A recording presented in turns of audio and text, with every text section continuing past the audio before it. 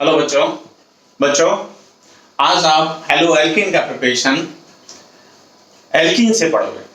इससे पहले वाले वीडियो में हेलो एल्कीन का प्रिपरेशन एल्कीन से पढ़ा था। अब ये सेकंड मेथड है फ्रॉम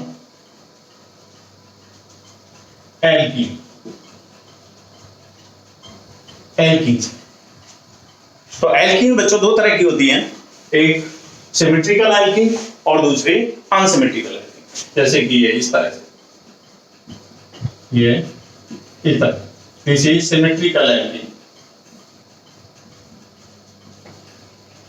सिमेट्रिकल और एक इस तरह के,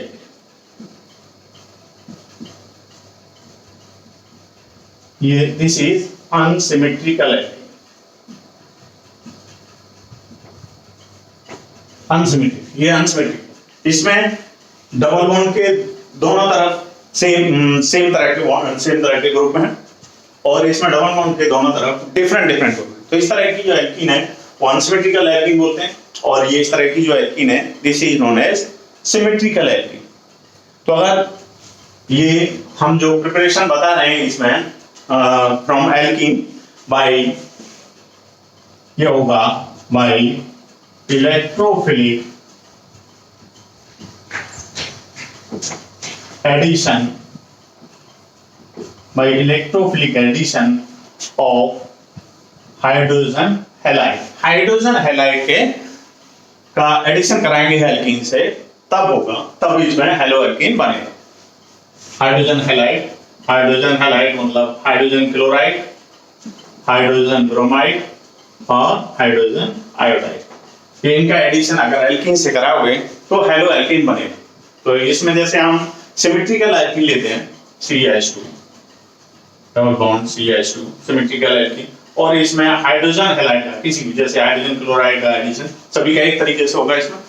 तो यहाँ पर हम एडिशन कराएंगे तो एक तरफ हाइड्रोजन लग जाएगा, यहाँ पर CH2, यहाँ हाइड्रोजन लग गया और दूसरी तरफ CH2 और इधर Cl लग गया, तो इससे हेलो एल्कीन बने। इसको हम CH3 CH2 Cl इस तरह से लिख सकते हैं। तो इस तरह का हेलो एल्कीन बनेगा।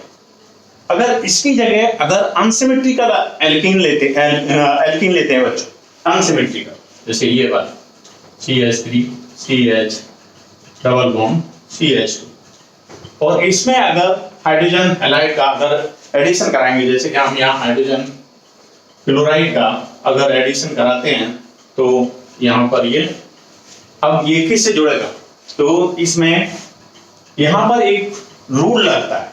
तो यहां पर अनसिमेट्रिकल एल्कीन के लिए यहां एक रूल काम करता है, उसके अकॉर्डिंग यहां एडिशन होता है। उसको बोलते हैं मार्कोनी-कोव रूल। इसमें यहां जो हाइड्रोजन हैलाइड का जो एडिशन है अनसिमेट्रिकल एल्कीन से, वो इस रूल के अकॉर्डिंग होता है, मार्कोनी-कोव रूल। तो मार्कोनी-कोव रूल इसके अकॉर्डिंग होता है। इसमें जो ये पोलर कंपाउंड है, इसमें पॉजिटिव चार्ज और नेगेटिव चार्ज, तो यहाँ पर जो पॉजिटिव पार्ट है हाइड्रोजन है, जो पॉजिटिव पार्ट है वो वहां पर उस कार्बन से जाकर के जुड़ेगा अनसिमेट्रिकल एल्कीन से, जहां पर हाइड्रोजन ज्यादा जुड़े हुए हैं, जैसे ये इससे जुड़ेगा आकर के, तो ये इधर शिफ्ट होंगे, इलेक्ट्रॉन इधर शिफ्ट होंगे। तो इस तरह से CH3 CH और ये इस तरह से CH2, ये यहाँ CH3 हो जाएगा और इस पर पॉजिटिव चार्ज है। तो इस तरह से ये फर्स्ट स्टेप, ये फर्स्ट स्टेप है और this is known as rate determining step. ये यहाँ पर फर्स्ट स्टेप होगा और इसको बोलेंगे रीडिटरमाइनिंग स्टेप। दो स्टेप में ये रिएक्शन होगी, यहाँ जुड़ेगा और ये जो क्लोराइड है वो आकर के दूसरी जगह जुड़ेगा, यहाँ जुड़ जाएगा, फिर आता CH Cl और ये CH3। तो इस तरह से ये मार्कोनी-कोव रूल के अकॉर्डिंग अनसिमेट्रिकल एल्कीन से एडिशन होता है।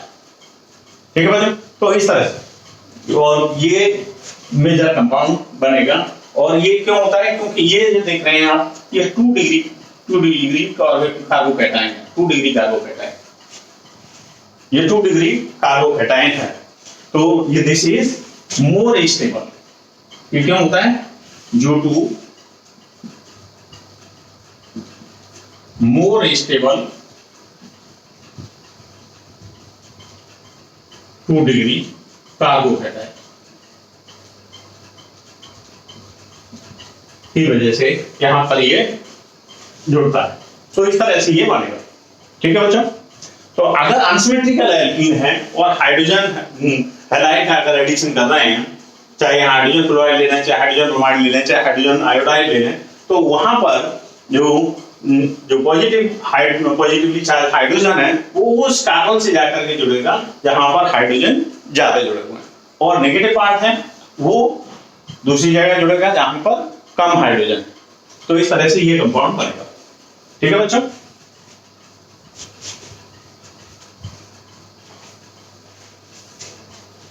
ठीक है बच्चों, क्लियर हो गया होगा। अब मैं इसको मिटाता हूं।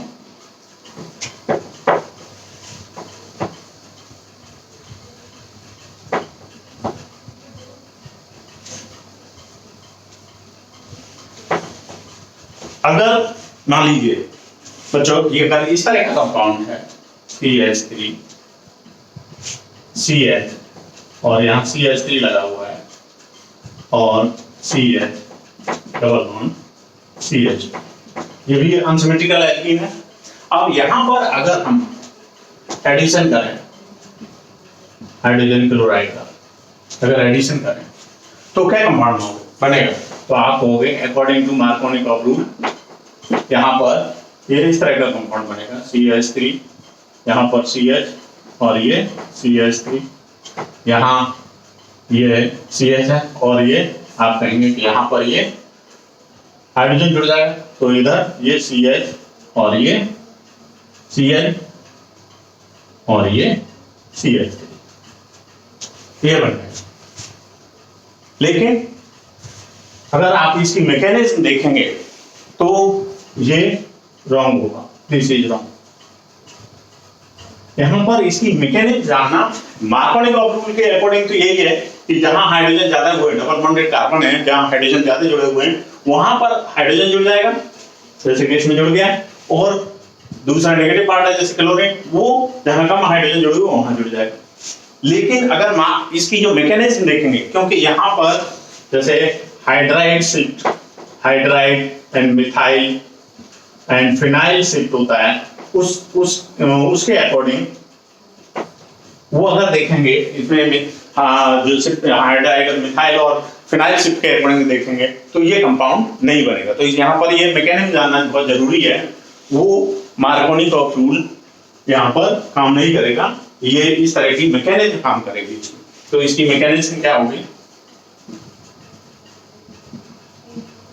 यहाँ मैकेनिज्म देखेंगे आप तो यहाँ ये CH3 CH CH3 CH double bond CH2 और यहाँ हमने ये लिया है, यहाँ पर ये इलेक्ट्रोफाइल है हाइड्राइड, ये पॉजिटिवली चार्ज और ये क्लोराइड है। तो यहाँ पर आप देखेंगे तो ये स्थान, यहाँ पर ये जो फर्स्ट स्टेप में ये जो जुड़ेगा तो ये यहाँ पर CH3 मार्कोनिकॉफ रूल के अकॉर्डिंग यहाँ CH3 और ये CH और ये CH3 हो जाना चाहिए। लेकिन यहाँ ये एक हाइड्रोजन मिल रहा है। अब यहाँ पर देखेंगे ये यहाँ पर ये हाइड्रोजन यहाँ पर इस तरह से ये इधर शिफ्ट कर जाएगा और इससे ये यहाँ बन जाएगा मोर स्टेबल CH3 और इस पर पॉजिटिव चार्ज आ जाएगा और यहाँ ये CH2 CH3। अब सेकेंड स्टेप में आप देखेंगे तो यहाँ ये जो क्लोराइड है वो यहाँ पे आके जुड़ जाएगा CH3 CH3 और ये यहाँ ये इससे जुड़ेगा आकर के तो यहाँ Cl हो जाएगा और ये CH2 और ये CH3।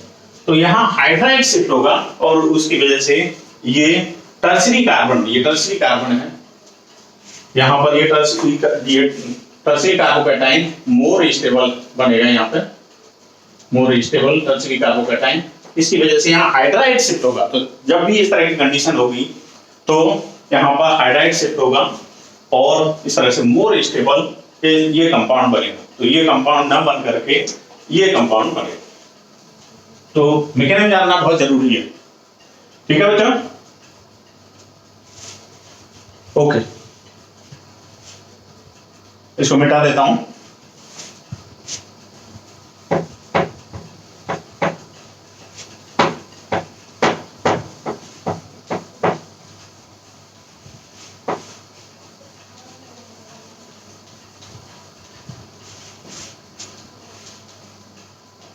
आप देखो दूसरा, इसी में एल्कीन से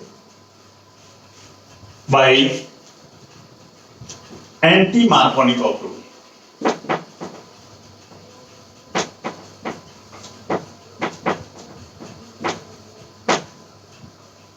एंटी मार्कोनिक अप्रोच एक एंटी मार्कोनिक अप्रोच भी है, जिसको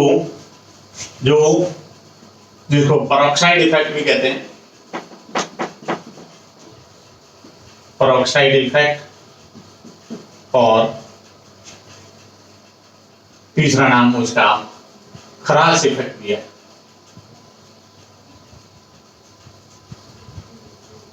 खरास साइंटिस्ट का नाम है, उनके नाम पर ये परऑक्साइड इफेक्ट और खरास इफेक्ट या एंटी मार्कोनिक ऑफ रूल भी बोलते हैं इसको। इसमें जैसे एडिशन, जैसे अनसिमेट्रिकल एल्कीन लेते हैं हम CH, ये जो परऑक्साइड इफेक्ट है, this is only for hydrogen bromide addition. ये चीज याद रखनी है कि केवल हाइड्रोजन ब्रोमाइड के एडिशन के लिए ये काम करता है। तो परऑक्साइड की प्रेजेंस ऑफ परऑक्साइड, यहाँ पर परऑक्साइड की अगर प्रेजेंस है, यहाँ पर अगर एडिशन कराते हैं, हाइड्रोजन ब्रोमाइड का एडिशन कराते हैं परऑक्साइड की प्रेजेंस में, तो परऑक्साइड यहाँ पर ये जो परऑक्साइड होगा वो बेंजोइल परऑक्साइड C6H5CO2, इसको बोलते हैं बेंजाइल परऑक्साइड।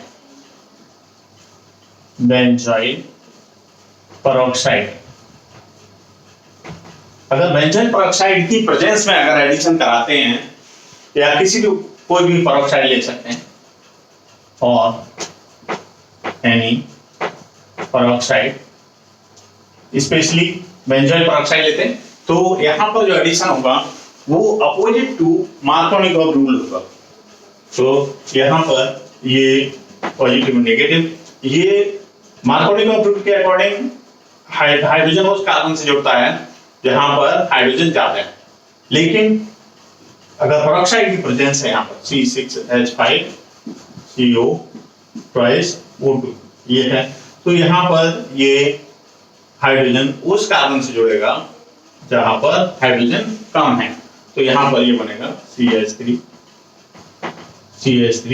CH2 और यहाँ पर ये CH2Br, ये बनेगा।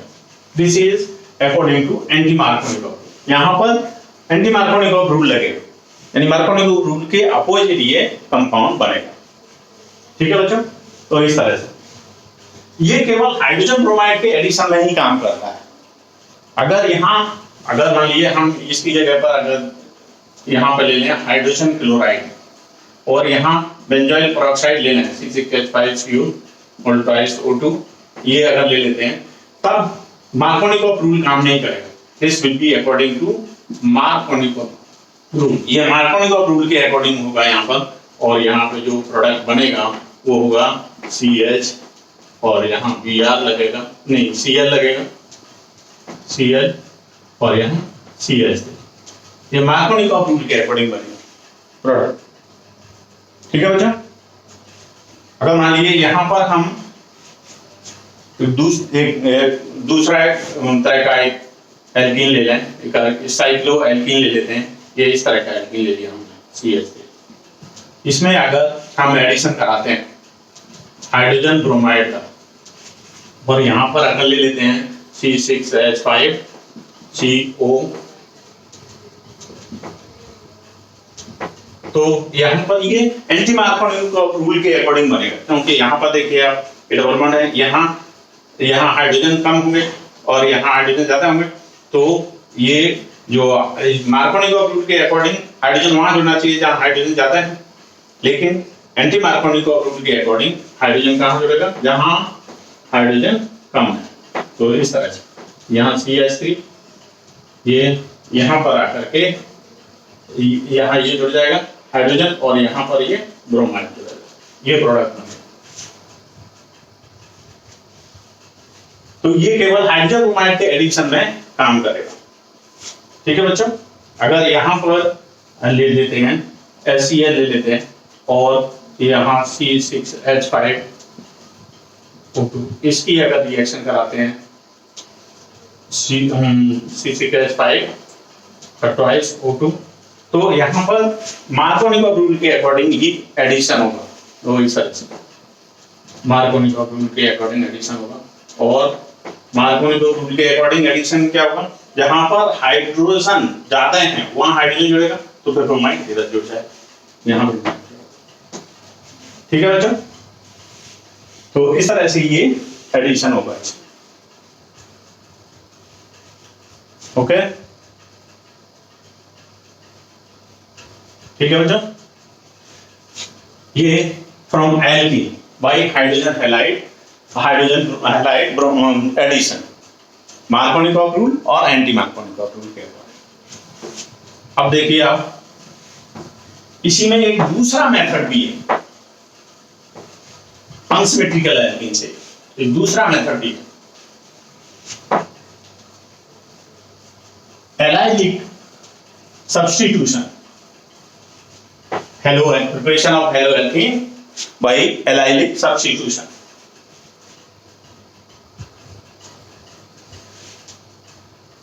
by allylic substitution, allylic substitution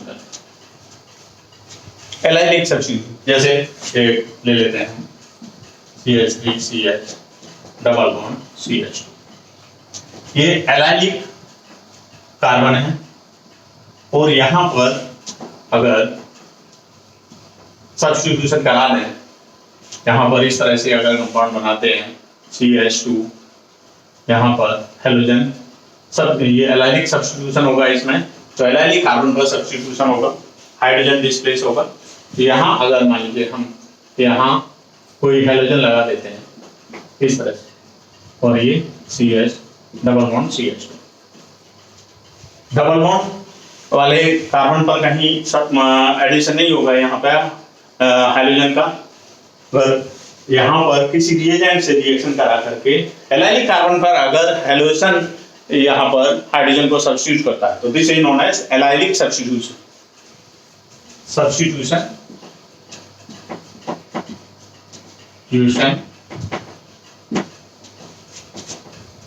by halogen at allylic carbon, allylic carbon पर हो रहा है इन प्रेजेंस ऑफ रिएजेंट, यहां पर कोई रिएजेंट यूज करके कर सकते हैं, और वो रिएजेंट क्या होंगे, क्या हो सकते हैं रिएजेंट, वो रिएजेंट्स हो सकते हैं halogen in halogen at 400 degree Celsius to 500 degree Celsius।